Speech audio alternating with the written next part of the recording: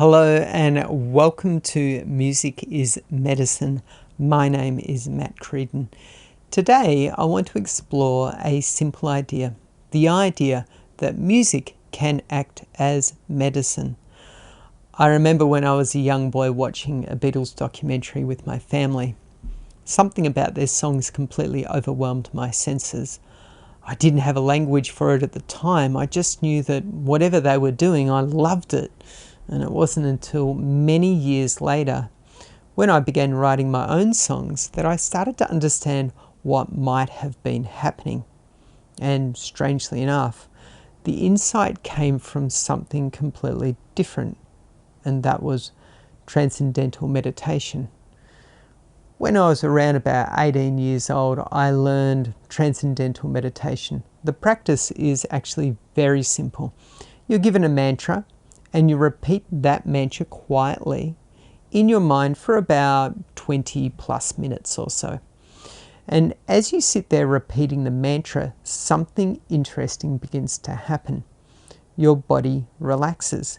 Your nervous system begins to feel safe. And when the nervous system feels safe, things that were buried begin to rise to the surface. Sometimes those buried things appear as thoughts. Sometimes they appear as memories, and sometimes they appear as emotions.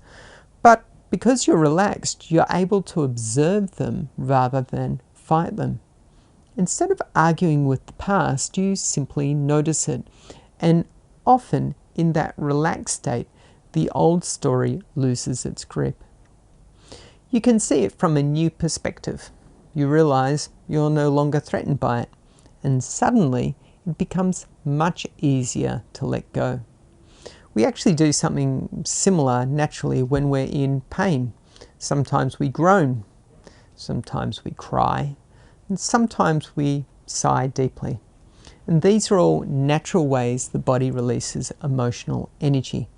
And years later, when I began writing songs, I realized something very similar was happening when I was writing the melodies.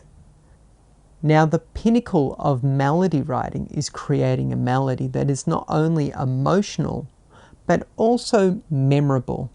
And memory has a strange relationship with emotion. The more emotional something is, the easier it is to remember. So, I would often find that the most captivating melodies, the ones that people might call catchy, would appear when I felt safe enough to release something emotional. I would go into my bedroom, close the door, sit comfortably with my guitar and start writing songs. Sometimes I would sit there for about, 2 or 3 hours, drumming, singing, drifting in and out of a kind of trance-like state, allowing the emotions to rise to the surface, listening carefully to what was bubbling up inside of me. Now, at the time, I didn't know that's what I was doing. I just thought I was writing songs and dreaming about being successful. But in reality, something deeper was happening. I was patiently turning the emotional soil, a little bit like a bullock, slowly ploughing a field, searching for melodies or potato melodies. And eventually, as my nervous system relaxed, a melody would begin to appear, much like a potato coming out of the ground. It would wiggle its way up to the surface, almost like sonic medicine. The melody would encapsulate a buried emotion, but in the form that felt safe and playful. Instead of being overwhelmed by the feeling, I could explore it, sing it, shape it, play with it, and instead of sounding like a groan of pain, it would transform into something melodic, something light. Sometimes these melodies carried a lot of energy, and after singing them, I would actually feel invigorated or blissfully chilled out.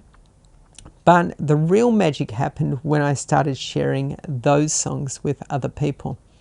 Suddenly, I realized that when an emotion is crystallized into a melody, other people can experience that emotion too, through listening or through singing along. And when you add words to a melody, something else happens. The melody supports the story. And sometimes it supports the story in a way that words alone cannot. Have you ever noticed this? Sometimes you try to explain something emotional to someone and you tell them a story about something difficult that happened, but the words fall flat. The energy behind the experience just isn't there anymore, and the other person might look a little bored or change the subject.